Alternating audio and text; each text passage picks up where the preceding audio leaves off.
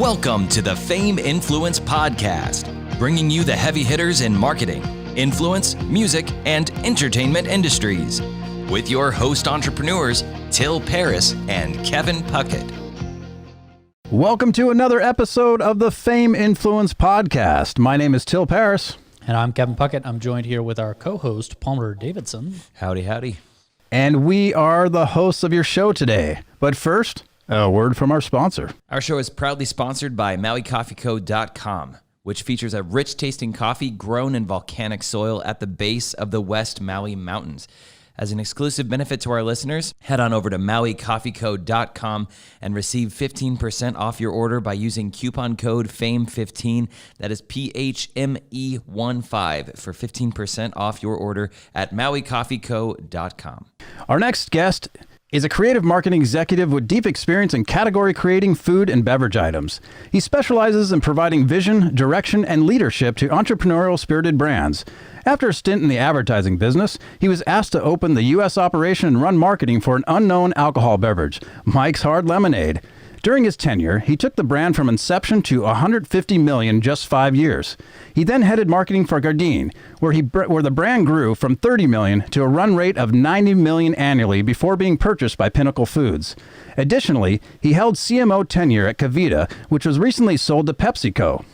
Other career highlights include launching the popular snack brand popchips in the US, Canada, and the UK while creating the pop chip category. He was also just named one of Forbes CMO Next 2019 50 Game-Changing Marketing Leaders and one of Adweek's 2019 LA Brand Stars. Please welcome to the Phame Influence Podcast, Russell Barnett. My goodness, how Russell. Are you? Thanks for having me. Russell, you have defined so many of my weekend evenings with Mike's Hard Lemonade and Pop Chips, man. Like that's like a go-to in my family. Wow. Well, usually I hear, thanks so much for that time in high school or college with the Mikes. And yes, and the yes, Pop is usually like, we had a snack and it was good, but it's a little better for me than not. So that's great. Well, Russell, we love your bio, and we heard a little bit about what you do, but tell us why it's influential. Yeah, I would say that, I've spent my career, building and creating category-defining brands in the food space. And, early on with Mike's, that was great. It was sort of that, I'll call it sort of White Claw 1.0. And this is sort of really what it is. And same group of people, by the way, but it was really defining that beer option in a beer drinking occasion. And then, I got to play on Pop, which was really defining a new snack category, really building a lifestyle. Gardein was plant-based protein and really bringing that sort of center of plate. And then KeVita, obviously, in some probiotic beverages. But what I'd say is what's most defining is I have a real belief in bringing what people would perceive to be niche-y little types of items to the mass. And I'm really passionate about bringing joy and play to people's food and world. And we've been able to sort of figure out a way to do that with a lot of these brands really infusing a lot of lifestyle into them. Well, speaking of things that are influential here, what's something that you're working on right now that's influential? So right now, I'm the Managing Director and CMO of Mochi Ice Cream. I don't know if you guys have had that or not. Yes. But yes. Yeah, right. So, funnily enough, we bought a company that was 100 years old a couple of years ago. So we lovingly say we're a 5-year-old startup with a 100-year history. And one of the things that these guys were doing was they invented Mochi Ice Cream here in Los Angeles, of all places, in the early 90s. And so, the matriarch of the family passed away, and we bought this company with this vision of bringing mochi to the masses. And people said, mochi to the masses? Never heard of it. And we said, exactly. So we launched this brand called Mimo in 2017, really repositioning this and really designed to take it beyond Trader Joe's and things like that into an Asian channel stuff to your local Target and your Walmart and everywhere where you shop. So we launched the brand in 2017 and forward 3 years, we're in 30,000 locations around the US. We've fundamentally changed the ice cream space, the ice cream novelty space, and really invented this whole new sort of frozen snack category. So think about what Chobani did to yogurt, think about what Kind did to bars, and think about what Oatly's doing to the dairy space. That's what we're doing to the ice cream novelty category. Wow, that's incredible. Talk to us about your target audience here. Who do you guys see buy the majority of your ice cream, demographics wise and generation wise? Yeah, look, we like everybody else. We go right after the Gen-Zennial consumer, Gen Z and millennial. So that's like 16, 17 years old, 18 to up to about 40, 43. That's our space. We'd say to you, that they're coastal and coastally minded. And what that tends to be is, is sort of blue county red state. But, anywhere where there's this sort of desire to snack and play and bring a little bit of fun and joy to your world is where we belong. And people get really excited kind of about the duality, or what we lovingly call the bitexturality of our product. Because Mochi Ice Cream is sweet rice dough wrapped around premium ice cream. It's handheld, it's portion controlled, it's 3 or 4 bites and you're out. And it's play for your mouth. Man, I feel like you just need to star in all of their commercials selling this, because now I'm hungry and now I'm like solely convinced that I have deprived myself of this amazing experience in life by not having this ice cream. Turn that after the fact. Well, I feel like I'm talking to the Jeff Goldblum of marketing over here, man. Like I want to be you when I grow up. Like I need you to write a book, make it prescriptive for how to become you, and I will buy that book. Right on. For Russell, it's obvious that, you have such a niche space, where you're able to channel all of your efforts and to see opportunity in this and distill down into very authentic little bits of information to attract a crowd. But it didn't always start like this. What led you to this industry? Was it a day that just said, yes, this is it. This is where I want to steer the ship? No, you know what? I never intended in going into this space. I took my first job in the advertising business. My dad was in the advertising business. I'm lazy.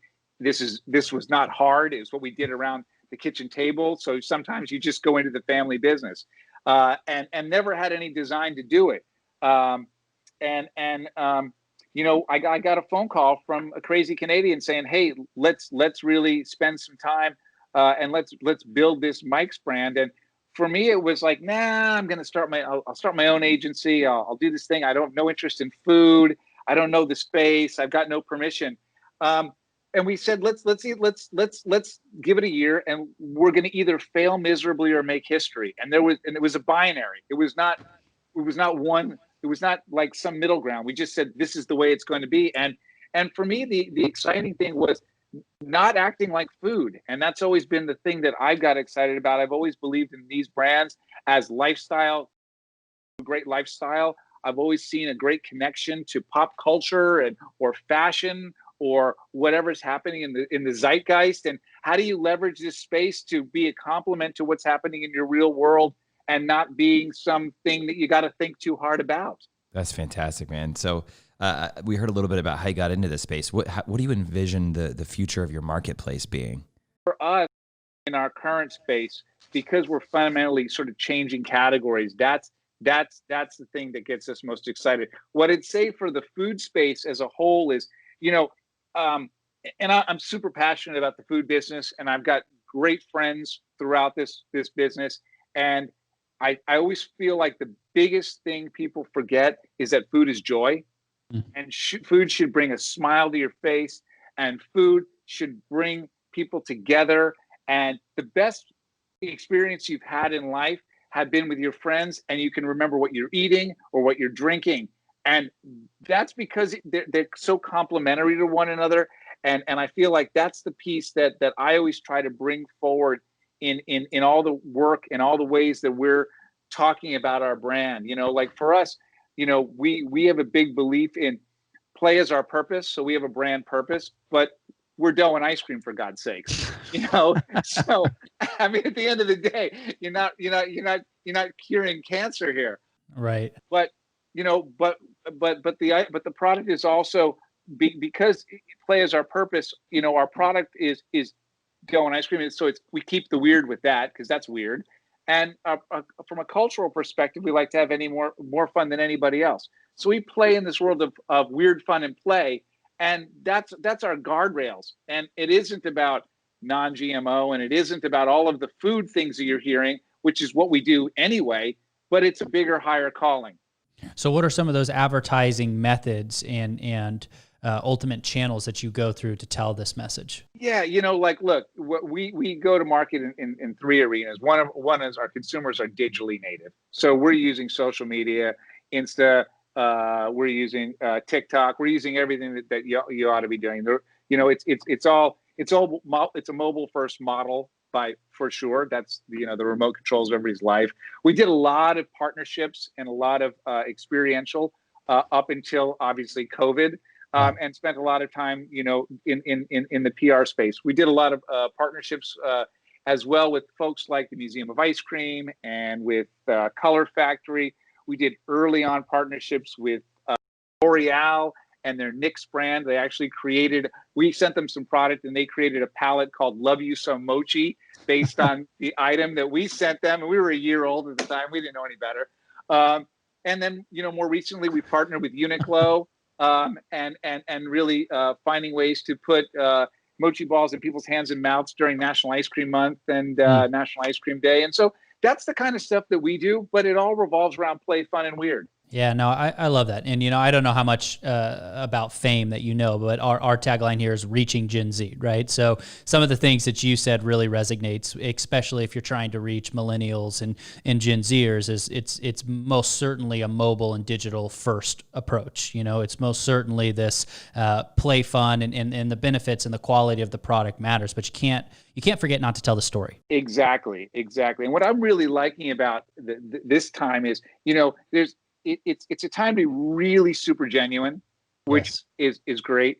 Transparent is awesome. Flaunt your flaws, make a mistake and call yourself out on it. It is the most genuine thing you can do, and people really dig that. And what I also like is the world has become so lo-fi in a way, and that's a really fun place to be in, and it allows for a lot of spontaneity. And I think that really helps connect your brand and with consumers by being as human as they are. Well, let's be honest. This generation, particularly Generation Z, is holding corporations for the first time, I think, in history, that their silence against them coming off inauthentic is not flying with Gen Z. That them not taking a stance on having certain values or stating certain things when movements are going on is most certainly not playing in the favor of these brands anymore. And I think that it perplexes a lot of CMOs and it perplexes marketing departments because, you have that old advice of just stay silent and let the next news cycle go. But that's not working for Gen Z. It's not working for the products. And for once, this is a generation that is absolutely shopping by their dollar to make change. And that is scaring the hell out of many brands. I mean, at the core of what we're hearing it all the way along. I mean, authenticity. But when you're being truly authentic, that also makes you kind of vulnerable. And with that vulnerability, you're talking about that, Russell, you're exposing your humanity. And God forbid you should expose anything that's less than perfect to the world. But I mean, that's what people are craving. True, authentic, real, meaningful interactions. I mean, it seems counterintuitive to that old boiler room pitch that's pretty much dying a cold, hard death. But that is where it's at. And we're seeing radical results of those who are adopting those ideas. And it's not brand new ideas. I mean, whoever thought being human is a great way to be. It's a really cool thing. And what I'm finding about it is it gives you a lot of permission in your own personal life as well. I spend a lot of time, as you guys do, in your office and you get sort of sucked into the way you have to operate to earn a living. But I'm finding that permission to be authentic in my business world, which has been always very protective, now really gives me even more permission in my personal space to be even more vulnerable to your friends, to your family when you're out in the community, and that's a different mentality. It used to be that your personal stuff and your business would be completely divorced of one another, and it's amazing how much the permission of my business is now driving my bravery in my personal. Definitely. I mean, that being said, if you could change one thing about your industry, what would that be? Again, early on for my business, and we're the food business, I would say just remind yourself that food is joy. And for us, people try to really narrow cast items and things that they're doing, and I've always been a believer that you should broadcast, and you should try to be as inclusive as possible, and you should talk to people in our business who have a lot of dietary restrictions and the like, but you should be attractive to everyone. And if that diet fits well, great, and if not, it's okay too. It's just a great tasting goddamn product. Yes. Hell yeah, man. I love that. One thing I wanted to say is that what you guys have done with the Mochi brand, I mean, even before I tried it, I knew I wanted to try it just because it looked like something that I wanted to be a part of, so you guys did a fantastic job with that. Also wanted to comment on your line, as human as they are. And that really stuck out to me, man, because I remember, years ago, just watching ads, and it suddenly hit me how fake and how just garbage all of these things are. And like, no one thinks these things, no one feels these things. Like, who are they selling this stuff to? So I love that's at the core of what you guys are doing with your marketing message, is making it as human as they are. Yeah, I had a defining moment, and it was funny because I was on Instagram years ago, and one of my friends and she's taking a picture, and she's out in Palm Springs or something, and she's in her bathing suit, whatever. And I looked at the post, and she called out that her tag was showing, and I was like, oh my God, the world has fundamentally changed. Like, the simple act of her calling out her flaw in this social environment was like, oh shit, we got problems here, man. I remember going into the office on a Monday morning going, throw it all away. The world has changed. Like, everything we do. We had a social media guy who was always prone to making mistakes, typos. And so one day on a Saturday, 150 people had seen a typo, and one of my people said, pull it down. I said, no, take a screenshot of us and call us out on our own mistakes. Our engagement went through the roof. It was I love that. just wonderful. That's fantastic, man. I love it. So I have a question for you. What is a question that people don't ask you that you wish they would? Yeah, I guess the question I always get is, why do you do something? And I'm always a big person of why not, and why not really kind of drives me, because the whys, you get caught up in a lot of rationalization, and my business, as what you guys are seeing is, there's a little bit of rationalization, but there's a whole lot of thinking and feeling. And we kind of joke over here right now that if you think about our business, we make no sense. If you feel about us, we make perfect sense. That describes my whole life. If you feel it first, you'll find a way to make it work. Yeah. And for me, I always wish that people would ask me questions that were much more emotive about the why not, versus trying to rationalize why I've done something. Well, speaking of the why not, what are you guys doing about influencer marketing, especially if you're telling the story of fun and joy and really the core of and the marrow of what you've spoken about during this call is it? I would assume that would be a vital part of your guys' ongoing messaging, especially with Gen Z. I mean, that's the majority of some of the largest brands on the planet that come to us, down to the smallest, are all interested in using our vast reservoir of, over 120 influencers. We know if we want to reach Gen Z, we got to come to you. We got to get in front of this audience, and we've got to make our products cool. Yeah. Look, well, first thing I would say is I have a kind of a funny reaction to that word. We got to make our products cool. Yeah. Because the moment you think you're cool, you're just not cool. Yeah, that's true. That's true. Or authentic, right? You're not authentic. So that kind of statement is verboten in my organization. Like, the moment you just can't.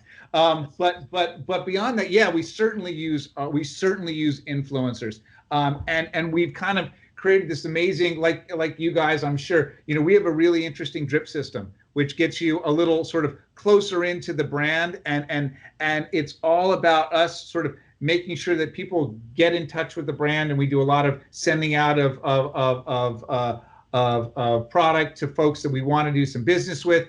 And for us, we kind of watch the reaction, and we really want to create those genuine relationships. So if the folks we send it to have a great reaction to the brand, not just just some flippant post or whatever it may be, but they fall in love with it. We sort of matriculate them down to another level, which becomes paid and non-paid, and we start to engage them more on our more programmatic pieces of our business, and then we kind of watch that, and from that point we then watch how their audience is reacting to their posts and how they're engaging with the brand, and then we matriculate them down to a much more always on kind of investment. But for us, again, we put it through that lens of authenticity, and that authenticity is, do we like each other at the core? Do we like what each other stands for? And then does our collective audiences react and engage in a way that is beneficial to us both? And that's how we go. That's how we go to market. And it's not difficult, but it's incredibly time consuming. And for us, we spend a half an hour on with every influencer. We spend a half an hour giving them the brand background and guidelines, and or how we talk or how we don't talk, and it's our history, so they really feel like they're part of our family. Yeah, Russell, there's obviously a tremendous amount of data in what you're working with and trying to distill this down and do some data mining.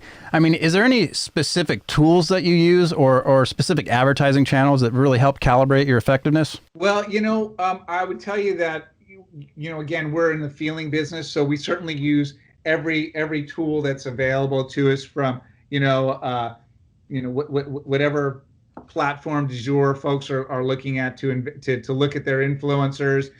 Obviously we look at how much money we're spending, where we're spending it, and we have our metrics, but I'll use that term loosely. What I'm not beholden to is this idea of ROAS, or return on ad spend.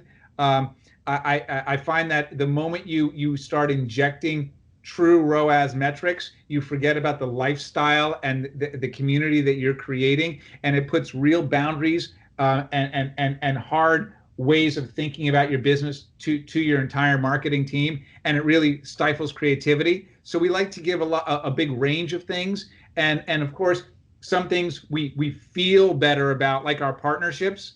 We feel really good about them. Can I value that partnership and quantify it from a dollar perspective? More difficult. Incredible. Well, Russell, I got to ask, what's next? We just started this little journey.